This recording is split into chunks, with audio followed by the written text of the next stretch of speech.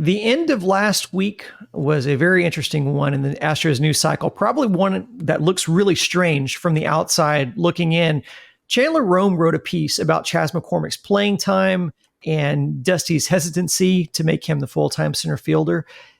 His weight, Dusty, refuted it and said that he brings Chas banana pudding from his favorite spot. If I thought Chas was too fat, would I do that?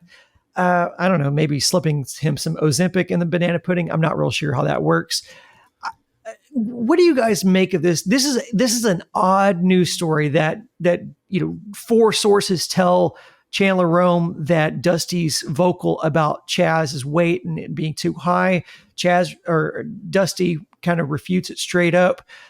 What do we think of this story? This is odd. Banana's very high in potassium. Maybe Dusty's sharper than we think.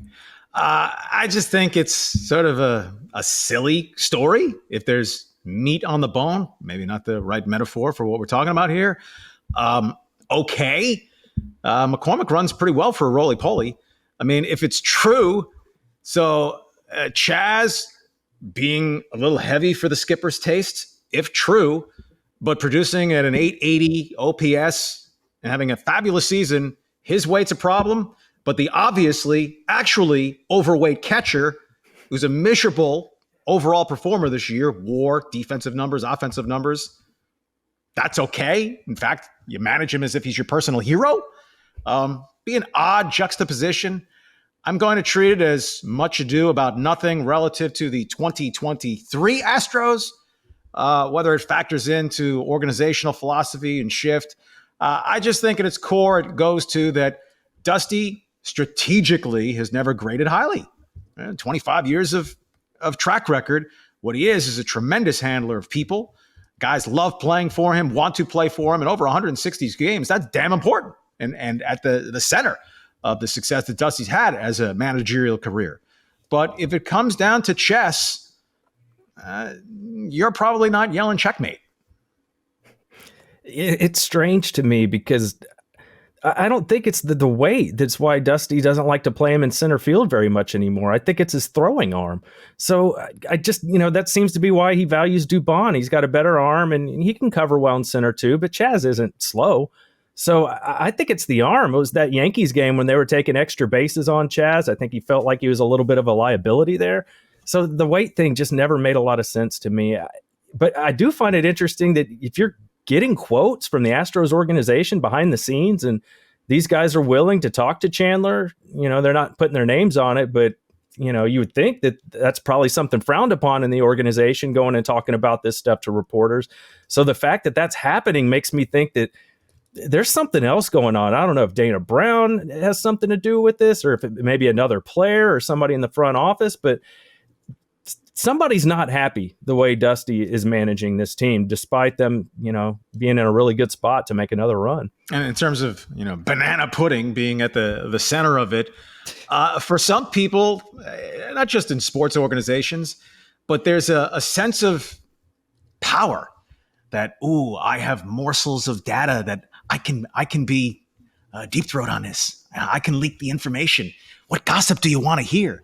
I know this about that person, or you didn't get it from me, but there are different layers to this. But in the end, a butterscotch pudding and a good rice pudding both trump banana pudding. Well, someone's lying, right? I mean, because if Dusty is vocal about Chas's weight behind the scenes, but he's refuting it to the media, then he's being dishonest there.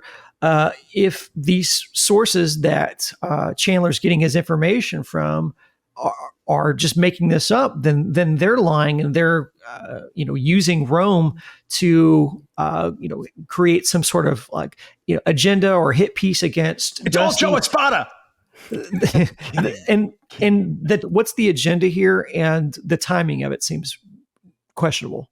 Well, if there are some within the organization of their own volition or doing the bidding of others, wanted to plant some seeds as to why we're going to need to or want to make a managerial change, well, here's the breadcrumb trail you can follow, I suppose.